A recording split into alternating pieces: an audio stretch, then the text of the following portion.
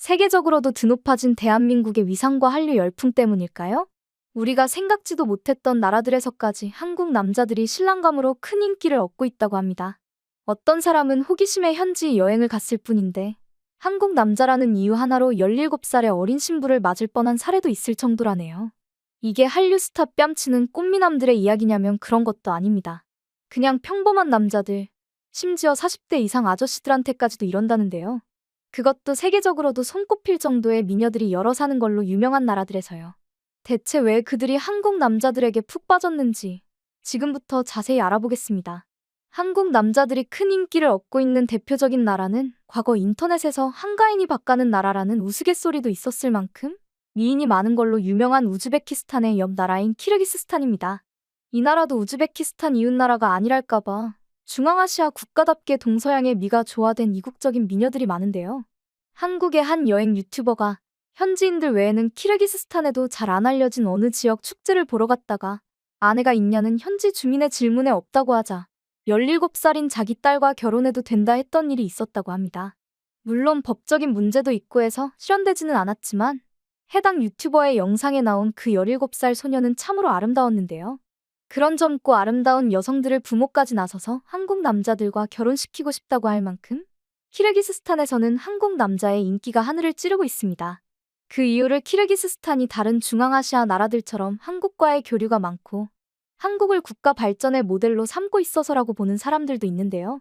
하지만 국익 차원에서 한국과 사이좋게 지내려는 나라는 키르기스스탄 말고도 많기에 단순히 정부 차원에서의 그런 움직임만으로 순수한 민간 영역인 결혼이나 연애가 좌우된다 하기는 어렵죠. 그보다는 한국 드라마에서 묘사되는 여자를 따뜻하게 대해주고 보듬어주는 한국 남자들의 모습이 자국에 남아있는 악습인 알라카추라 불리는 납치혼과 대조적으로 느껴져서인 걸로 분석하는 시각이 많습니다. 알라카추는 과거 유목 민족들한테서 볼 수 있었던 납치혼 문화의 일종으로 옛날에는 카자흐스탄에도 있었지만 소련 시절 이미 없어져 지금은 키르기스스탄에만 남아있는데요. 양가 합의하에 신부 측에 지참금을 내고 형식적으로만 납치를 하는 경우도 있지만 키르기스스탄은 경제적으로 궁핍하다 보니 진짜로 여자를 강제로 납치해서 결혼하는 일도 비일비재합니다.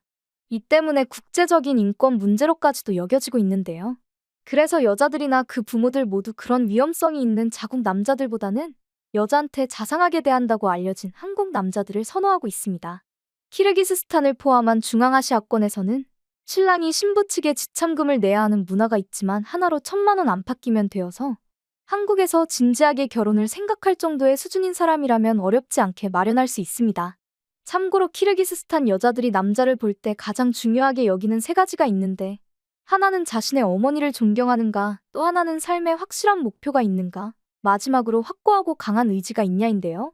첫 번째는 처가를 존중할 수 있냐는 거니 당연한 거고 두 번째는 어떻게 생계를 꾸리고 가정을 이끌어갈지를 따지는 거라고 합니다. 마지막 3번째 조건은 어떤 어려움에도 가장으로서 아내와 가족을 지킬 수 있냐를 묻는 거라고 하는데요. 여기에는 당연히 경제적 능력도 포함되어 있기는 하지만 키르기스스탄이 개도국이다 보니 한국에 비해서는 그 허들이 낮습니다. 그보다는 남편으로서 정신적 자세가 제대로 되어 있는지를 중요하게 여긴다 할 수 있겠는데요. 만일 자신이 경제적으로도 충분히 능력이 된다고 생각한다면 그보다 서쪽에 있는 벨라루스 여성들을 눈여겨보는 것도 나쁘지 않을지도 모르겠습니다. 벨라루스는 모델 강국이라고도 알려져 있을 정도로 미인들이 많은 나라인데요. 남녀 성비가 0.871로 남자가 적다 보니 여자들이 자연스럽게 국제 결혼을 많이 할 수밖에 없는 구조입니다. 더욱이 벨라루스는 아직 사회 인프라가 잘 갖춰져 있지 못하고 다른 유럽 국가들에 비해 경제적으로 빈곤하다 보니 여자들이 더 잘 사는 나라 남자들과 결혼하려고 하는 경향이 강한데요. 이는 한국도 예외는 아닙니다. 벨라루스 현지인들에 따르면 40대라도 능력만 있다면 20, 30대 여자와 사귀거나 결혼할 수 있을 정도로 한국 남자들이 인기가 많다네요. 이는 한국이 잘 사니 그들과 결혼하면 안락한 삶을 살 수 있지 않을까 하는 기대감 때문이라는데요. 실제로 벨라루스 현지 학교에 한국인 교환학생이 오면 여학생들이 다들 몰려가 관심을 보일 정도라고 합니다.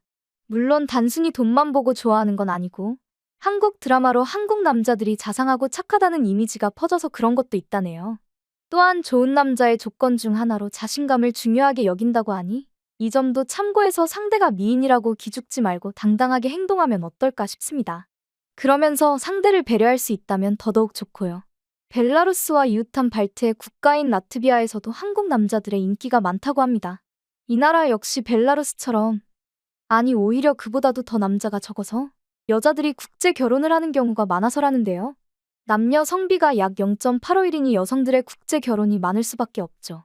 라트비아에서 한국 남자들이 인기가 많은 건 다른 나라들과 마찬가지로 한류 콘텐츠의 영향으로 한국 남자들에 대한 이미지가 좋아진 덕이라 할 수 있습니다.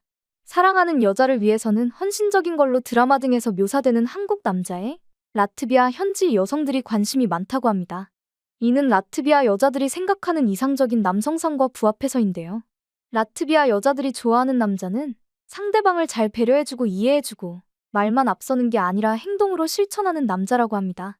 딱 한국 드라마에 나오는 멋진 남자 주인공들의 모습과 겹치는데요. 다만 라트비아는 앞서 보여드린 나라들과는 달리 좀 더 현대화되어 있어서 나이가 찼다고 해서 여자들에게 결혼할 것을 요구하는 풍조는 없어지고 있다는 걸 고려해야 합니다. 혹시라도 17살 어린 신부 같은 걸 기대해서는 안 된다는 건데요. 그러다 보니 자연히 여성들 본인들도 자신이 원하는 조건의 남자가 아니면 굳이 결혼하려고 하지는 않습니다. 그렇다고 일찌감치 포기할 필요는 없는 게 그 조건이란 게 단순히 경제력만을 말하는 건 아니기 때문입니다. 당연히 경제력도 보기는 하지만 그것이 가족의 빽이나 단순한 운 등에 의한 것이 아니라 본인의 노력과 힘으로 얻어낸 것인지를 중시한다고 합니다. 즉 지금 당장 돈이 많냐보다는 앞으로 더 나은 삶을 살 수 있을 만한 자질이 있는지를 더 중요하게 본다는 건데요. 이거 역시 쉬운 조건은 절대 아니지만 자신 있으면 용기 있게 도전해보시는 게 어떨까 싶습니다. 지금까지 보여드린 나라들은 다들 한국 기준으로 멀리 떨어져 있어 가는 것만으로도 1인 나라들이라 현실적으로 어려운 이야기 아니냐는 분들 많으실 건데요. 등잔 밑이 어둡다고 의외로 아주 가까운 곳에도 한국 남자들을 원하는 여자들이 많습니다. 바로 일본인데요. 통계적으로도 일본 여자들이 한국 남자들과 사귀거나 결혼하는 경우가 많아지고 있음은 이미 한일 양국 모두에서 입증되었습니다. 일본 후생노동성의 자표에 따르면 2021년에 외국인 남성과 일본인 여성 총 6,682쌍이 결혼했는데 이 중 1,561쌍이 한국인 남성과의 결혼으로 가장 큰 비중을 차지했다고 합니다. 그해 전체 일본 여성의 국제 결혼 비중 중 23.4%에 해당하는 수치로 1,049건인 미국 남성, 903건인 중국 남성과의 결혼보다 많았다는데요. 한국통계청이 발표한 2023년 혼인이혼 통계에서도 한국 남성과 일본 여성 혼인 건수는 840건으로 2022년 대비 40.2% 건수로는 241건이 늘어났다고 합니다. 같은 해 48.3%로 가장 큰 증가율을 보였던 베트남 여성과의 결혼에 이어 두 번째로 큰 증가율을 보인 건데요. 앞서 보여드린 일본 측 통계와 건수가 거의 2배 가까이 차이 나는 건 이들 커플들이 결혼 후 한국과에만 혼인 신고를 하는 경우가 많아서입니다. 그러니 실제 혼인 건수는 우리 측 통계에서 나타난 것보다 훨씬 많을 것으로 여겨지고 있는데요. 이렇게 한국 남자와 일본 여자 간의 국제 결혼이 크게 늘고 있는 가장 큰 이유는 역시 한류입니다.